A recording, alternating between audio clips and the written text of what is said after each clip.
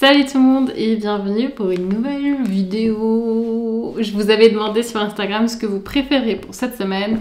Soit une vidéo où je vous montre comment j'ai réalisé le t-shirt, le fameux t-shirt d'une pochette que j'ai brodé à main levée. Ou si vous préféreriez un vlog, que ce soit weekly ou daily. Il y avait quand même pas mal de gens qui avaient voté pour le weekly vlog, mais c'était quand même majoritairement pour la broderie. Donc je vais vous montrer comment j'ai réalisé ce t-shirt juste avec un autre design, une autre pochette. Bien sûr que vous n'êtes pas obligé de faire des pochettes, vous pouvez faire n'importe quoi, des fleurs, des trucs. Je vais juste en fait vous montrer comment faire le truc à main levée avec votre machine. Donc la broderie à main levée avec votre machine. Vous allez voir, c'est assez facile. Une fois qu'on a pris la chose en main, franchement, c'est vraiment faisable. Ça fait au début un petit peu peur, mais vraiment rien de très grave. Alors, le patron du t-shirt, je l'ai fait moi-même, donc je ne pourrais pas vous donner de référence pour ça. Je vais de nouveau utiliser le même patron pour faire le deuxième t-shirt. Sur le premier t-shirt, du coup, j'avais fait la pochette de Bitume Caviar, qui est un album rap de Lim Sadolnay et Isha, que je suis allée voir. C'était quand du coup? Le 22. C'était là cette semaine, enfin la semaine dernière, vendredi. C'était génial. J'ai mis mon petit t-shirt, j'étais toute contente. Isha m'a vue dans le public et m'a dit salut. C'est trop cool. Franchement, je trouve ça génial. Ça me fait trop chaud au cœur. Et donc, ouais. Là, je ne vais pas à un concert de lui. Pas encore. Peut-être j'irai au festival. Je ne sais pas encore. Ça dépend. Mais pour cette vidéo, aujourd'hui, j'ai décidé de broder cette pochette-là. J'ai exprès sorti mon vinyle que j'avais parce que ce ne sera pas exactement le même principe que pour ce t-shirt-là. Mais je vais vous expliquer. Donc, ceux qui écoutent du rap parmi vous, vous savez que ça c'est Crazy, sûrement, je suppose, j'espère. Si pas, allez l'écouter. Très, très chouette.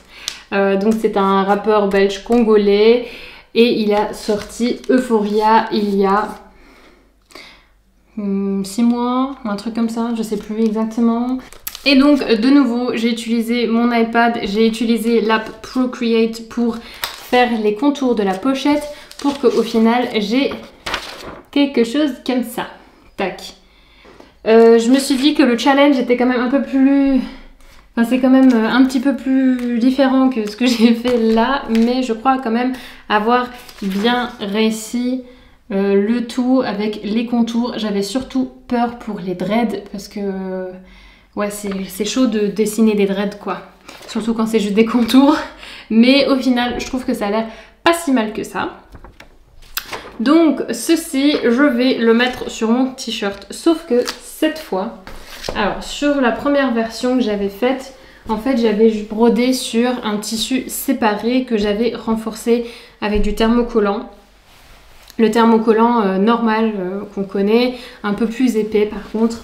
Je sais pas quel grammage c'était, mais en fait ça peut plutôt bien se voir je trouve. Enfin c'est assez stiff, vous voyez. Ce que je trouve super cool, ça donne un style au t-shirt, j'aime bien, sauf que cette fois, j'avais envie de quelque chose d'autre. Donc, j'ai acheté du thermocollant soluble, je crois que ça s'appelle en français. J'ai acheté ça sur Amazon, je vous laisserai le lien en barre d'infos si je le trouve sur le Amazon France, parce que moi, je n'utilise pas Amazon France parce que je viens du Luxembourg, voilà. On va venir placer sur notre tissu avec le fer à repasser comme d'hab, et puis une fois qu'on le passera en machine, et ben le thermocollant va se dissolver, ce qui est assez chouette. Et du coup ça laissera la broderie vraiment, ça sera une très jolie broderie mais un peu moins stiff. Je me dis que ça peut être un autre style, ça peut être très sympa. Normalement je pense que c'est toujours mieux d'utiliser du fil à broder machine.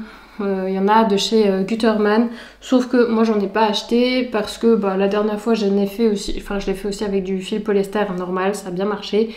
J'espère que je ne fais pas de faute parce qu'en même temps je ne l'ai pas encore lavé très souvent, j'ai un peu peur au niveau du lavage, donc ouais. On va voir, mais là je pense que ça va le faire. Pour le tissu, j'ai choisi cette fois de me faire un t-shirt noir. Pour le jersey, cette fois je l'ai acheté chez Dressenstoffen et c'est quand même une autre qualité. Enfin ok, celui-là on le paye un petit peu plus cher, mais il est quand même vraiment très doux, le blanc de chez Snapply. Celui-là est quand même un petit peu plus stiff et plus élastique, je dirais. Oh, quoique non, l'élasticité c'est la même. Mais il est un petit peu plus fin. J'ai pris le jersey de coton avec le grammage le plus haut, donc je pense que c'était 250 grammes par mètre carré, il me semble. Et c'est le 100% coton avec, je pense, 5% d'élastane. Je me dis que j'ai pris ce qu'il faut. J'en ai pris 1,50 m au cas où ça vous intéresse. La dernière fois ça marchait pile poil, donc normalement ici ça va marcher aussi. Pour les ustensiles que vous aurez besoin, alors il vous faut du fil comme j'ai déjà dit. Moi en fait je me tâte. Alors le vinyle, vous voyez ici le vinyle, il y a des vibes bleu, turquoise, rose comme ça. Le vinyle que j'ai aussi, moi j'ai l'édition turquoise ici qui est magnifique. Je l'adore, elle est trop belle. Mais je sais qu'il y a aussi une édition rose, donc je me tâte pour la surpiqûre de soit utiliser le bleu ou le rose. Ça ferait un beau rappel, et même le bleu c'est plutôt très accurate. Mais le rose aussi, sauf que pour le rose, j'ai peur, quand j'ai déjà utilisé, j'ai peur qu'en fait au niveau du fil ça va pas suffire. Et qu'au final, au milieu de broderie, je n'aurai plus de fil.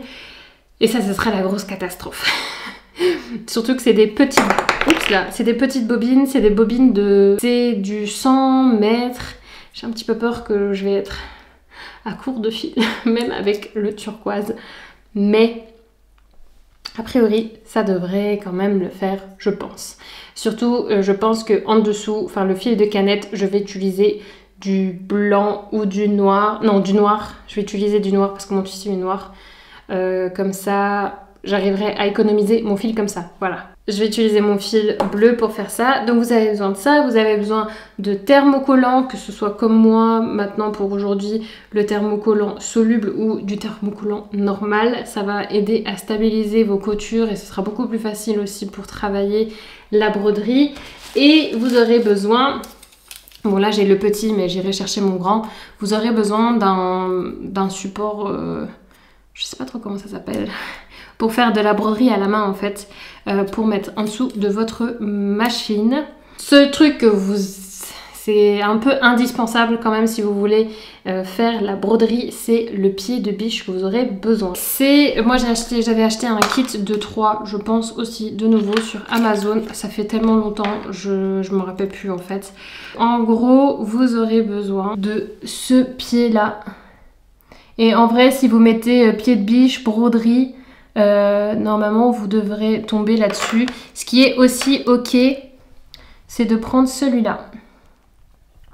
Celui-là, il est pas mal aussi, je l'ai déjà aussi utilisé, mais je trouve que pour voir vraiment où on va, celui-là, il est quand même nettement plus facile à manier. Je vais découper mon tissu et puis ensuite je vais regarder pour l'emplacement de mon motif et je vais avoir besoin de papier carbone.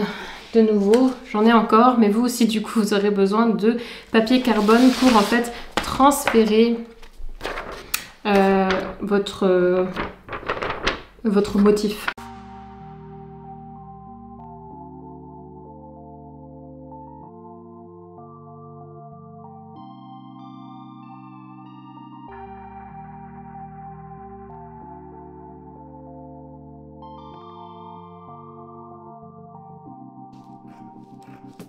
Donc là maintenant je vais m'occuper du devant. Et ce que je vais faire déjà, je vais déterminer mon milieu du t-shirt afin de bien pouvoir aligner mon motif. Donc vous prenez votre devant. On ne dessine pas sur l'envers, on dessine bien sur le devant. Ce que vous allez faire maintenant, c'est prenez votre papier carbone. Donc vous avez deux faces sur votre papier carbone, un qui est tout lisse et un peu cireux. Le côté cireux, vous allez le placer au niveau de votre... Enfin, le côté cireux sur votre devant de votre tissu. Vous placez ça où il faut. Et ensuite, vous mettez votre motif juste après. Faites attention que ce motif-là ne bouge pas tout le long, parce que sinon, ça va faire n'importe quoi. Donc, ce que moi je fais, je mets quelques petites épingles là où je sais que je ne mettrai pas de lignes. Je vais mettre les épingles afin que ça ne bouge pas. Une fois que vous avez ça, vous prenez quelque chose de pointu, mais pas trop pointu non plus. Du coup, je crois que je vais juste prendre en fait un stylo qui ne marche de toute façon pas. Voilà, c'est bien ce qui me semblait. Ce que je vais faire, tout simplement, c'est retracer toutes les lignes que j'ai dessinées pour que ça se transfère en fait sur mon tissu.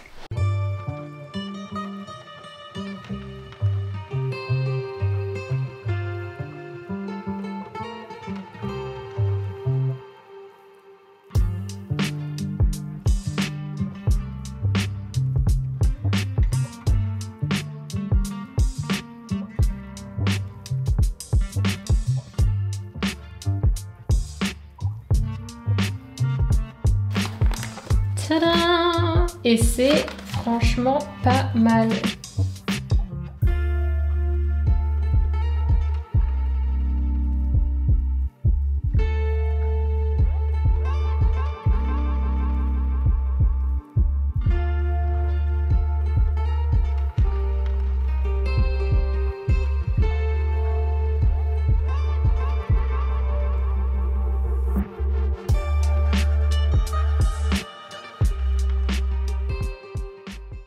Donc pour ce qui en est de la longueur du point, machin, on veut que la longueur du point soit le plus bas possible sur la machine. Donc chez moi c'est 0.2, vous ne voyez absolument rien. Hop, voilà, 0.2. Essayez d'aller le plus bas possible. Et pour la tension, ce qu'il y en a de la tension du fil du haut, en vrai, il n'y a pas de vraie tension. Moi, la dernière fois que je l'ai fait, je l'avais fait autour de 3 parce que sur la vidéo que j'avais vue, elle l'avait fait aussi comme ça. Après, vous pouvez essayer sur des chutes d'abord pour voir si c'est la bonne tension. Moi, pour moi, ça avait l'air de bien marcher, donc j'espère que cette fois, ça sera le cas aussi. Et surtout, ce qu'il ne faut pas oublier, c'est en fait de descendre les pieds. Je vais vous zoomer ça un coup, mais il faut descendre les pieds transporteurs de votre machine. Alors soit vous pouvez les descendre, vous avez la fonction comme moi, derrière où vous avez juste un bouton à cliquer, ou sinon vous avez un genre de cache qui va normalement sur votre machine que vous mettez à ce niveau-là, ça marche aussi. Quand vous mettez les pieds ici, là, il faut faire attention que la barre elle soit bien au-dessus de votre petite vis où vous fixez l'aiguille, parce que sinon en fait ça va pas monter et descendre avec, et du coup ça ne marchera pas. Donc c'est très important d'avoir ça aussi. Maintenant en fait ce qu'on va faire c'est simplement mettre notre projet en dessous. Voilà. Et puis, vous commencez un peu où vous voulez, hein. Peut-être pas au milieu, mais où vous pouvez. C'est normal que le pied ne descende pas avec vous, comme j'ai dit. Mais en fait, si vous voulez au début, vous faites vraiment doucement, hein. Je vous conseille, parce qu'il faut de la patience. Faut pas y aller trop vite parce que sinon ça peut un peu foirer et c'est la cata pour découdre tout ça. Donc en fait, vous allez... Moi, pour le premier, j'aime bien descendre à la main un petit peu mon aiguille, comme ça je sais où je vais. Et puis voilà, je vais juste suivre en fait mes tracés comme je peux.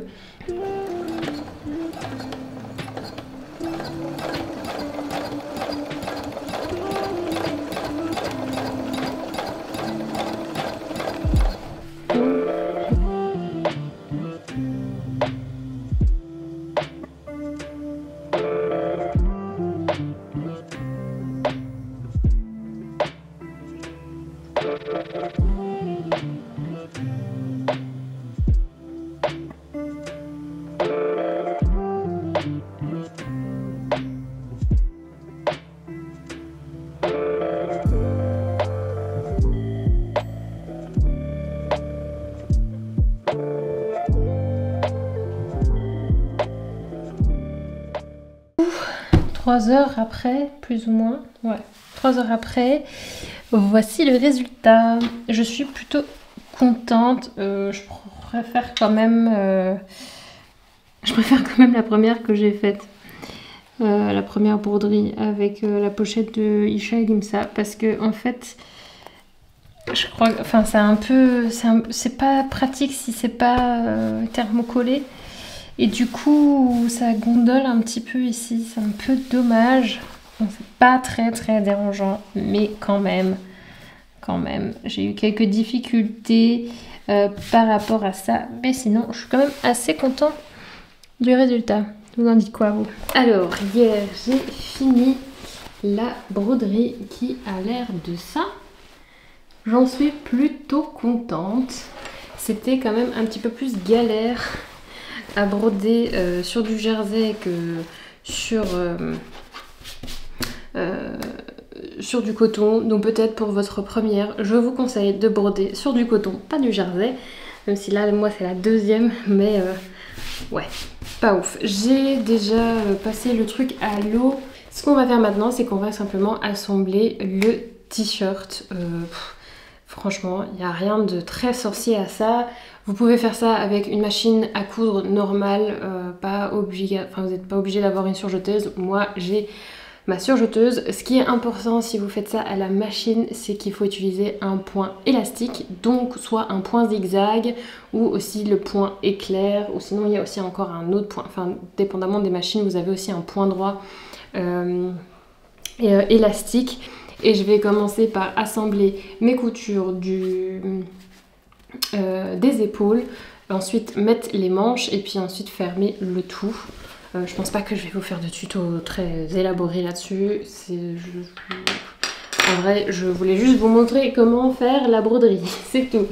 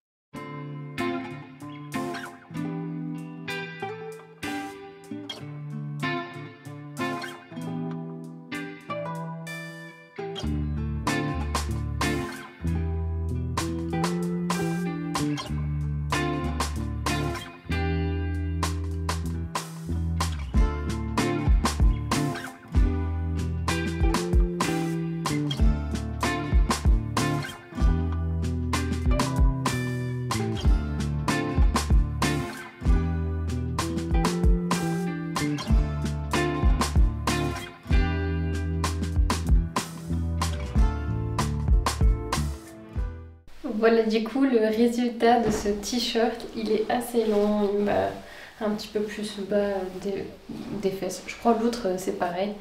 C'est ce que j'aime bien en ce moment. J'espère que du coup ce petit tuto vous a aidé. Si vous avez envie de faire des broderies à la machine, n'hésitez pas, si vous le faites, de me taguer dans vos posts sur Instagram, au cas où vous le partagez, que ce soit en story ou dans des posts Instagram fixes. Je serais quand même très curieuse de voir ce que vous avez envie de broder. Et ouais, j'espère que cette vidéo vous a plu. Si c'était le cas, n'hésitez pas à laisser un pouce bleu ou bien un commentaire. Et si vous n'êtes pas encore abonné, n'hésitez pas non plus à vous abonner. Et du coup, je vous dis à la semaine prochaine. On se retrouvera pour le bilan couture. Je vous fais des gros bisous. Jusqu'à là, portez-vous bien. Bye bye.